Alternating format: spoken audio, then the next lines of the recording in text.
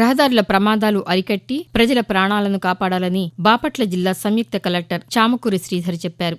బాపట్ల జిల్లా కలెక్టరేట్లోని జేసీ ఛాంబర్లో జనవరి 20వ తేదీన 35వ జాతీయ రహదారుల భద్రతా మాసోత్సవాలకు సంబంధించి ప్రత్యేకంగా రూపొందించిన గోడ పత్రాలు, కరపత్రాలను జిల్లా సంయుక్త కలెక్టర్ చామకూరి శ్రీధర్ ఆవిష్కరించారు.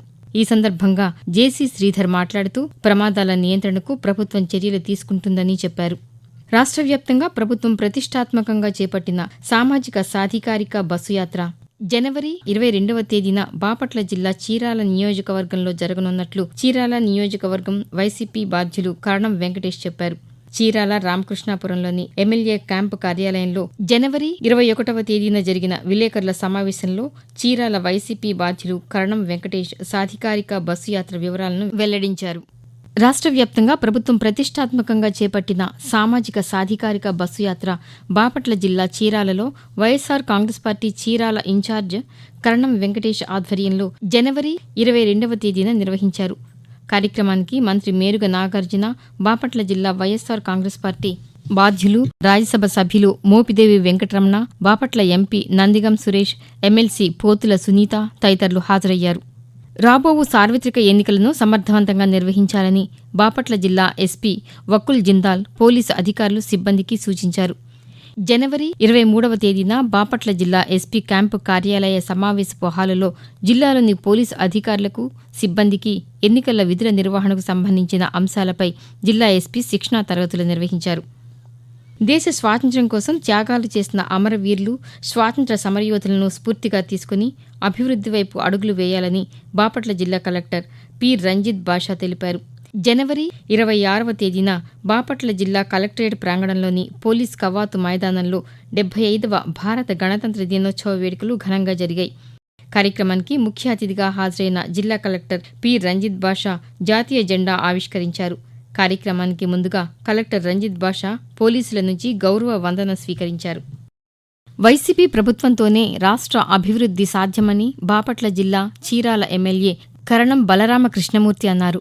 జనవరి 29వ తేదీన చీరాల మున్సిపాలిటీ పరిధిలోని 16వ, 18వ వార్డులలో 40 లక్షల రూపాయల వ్యయంతో నూతనంగా నిర్మించిన సీసీ రోడ్డును ఆయన ప్రారంభించారు. మహిళా సాధికారతే లక్ష్యంగా రాష్ట్ర ప్రభుత్వం అనేక సంక్షేమ పథకాలను ప్రవేశపెట్టిందని బాపట్ల జిల్లా వైఎస్సార్ కాంగ్రెస్ పార్టీ అధ్యక్షులు, రాజ్యసభ సభ్యులు మోపిదేవి వెంకటరమణారావు అన్నారు. జనవరి 30వ తేదీన బాపట్ల జిల్లా రేపల్లె మున్సిపాలిటీలో వైఎస్సార్ ఆసరా పథకం 4వ విడత నగదు చెక్కుల పంపిణీ కార్యక్రమంలో భాగంగా అర్హులైన 304 స్వయం సహాయక సంఘాల సభ్యులకు చెక్కులను రాజ్యసభ సభ్యులు మోపిదేవి వెంకటరమణారావు అందజేశారు. సాధారణ ఎన్నికల్లో సమస్యలు ఉత్పన్నం కాకుండా నోడల్ అధికారులు సమర్థంగా పనిచేయాల్సి ఉందని ఏపీ ఎన్నికల కమిషన్ అదనపు సీఈఓ, ఈవీఎంల రాష్ట్ర నోడల్ ఆఫీసర్ సి హరేంద్రనాథ్ చెప్పారు. జనవరి 31వ తేదీన ఎన్నికల నిర్వహణపై జిల్లా స్థాయి నోడల్ అధికారుల శిక్షణా కార్యక్రమం బాపట్ల జిల్లా కలెక్టరేట్లోని స్పందన సమావేశపు హాల్లో జరిగింది. సమావేశం అనంతరం ఈవీఎం గోదాముల భద్రత, సీసీ కెమెరాల పనితీరు, సంబంధిత దస్త్రాల నిర్వహణను జిల్లా కలెక్టర్ రంజిత్ బాషాతో కలిసి ఆయన పరిశీలించారు. బాపట్లలోని ఎన్జీఓస్ భవనంలో బాపట్ల జిల్లా రవాణా శాఖ ఆధ్వర్యంలో 35వ రహదారి భద్రతా వారోత్సవాల్లో భాగంగా ఫిబ్రవరి 1వ తేదీన ప్రైవేటు విద్యాసంస్థల డ్రైవర్లకు, గూడ్స్ అండ్ క్యాబ్స్ ఆటో డ్రైవర్లకు అవగాహన సదస్సు నిర్వహించారు. సదస్సుకు ముఖ్య అతిథిగా రవాణా శాఖ జిల్లా అధికారి సురేష్ హాజరయ్యారు. సమావేశంలో ఆయన మాట్లాడుతూ ప్రమాదాల నియంత్రణకు డ్రైవర్లు అవలంబించాల్సిన జాగ్రత్తలను క్షుణ్ణంగా తెలియజేశారు. తక్కువ ఖర్చుతో అధిక లాభాలు వచ్చేలా మత్స్యసాగుకు ప్రభుత్వం చర్యలు తీసుకుంటుందని బాపట్ల జిల్లా కలెక్టర్ పి రంజిత్ బాషా తెలిపారు. ప్రధానమంత్రి మత్స్య సంపద యోజన పథకం జిల్లా స్థాయి కమిటీ సమావేశం ఫిబ్రవరి 2వ తేదీ శుక్రవారం బాపట్ల జిల్లా కలెక్టర్ ఛాంబర్లో జరిగింది. సమావేశంలో జిల్లాలో 19 యూనిట్ల స్థాపనకు కమిటీ చైర్మన్, జిల్లా కలెక్టర్ ఆమోదముద్ర వేశారు.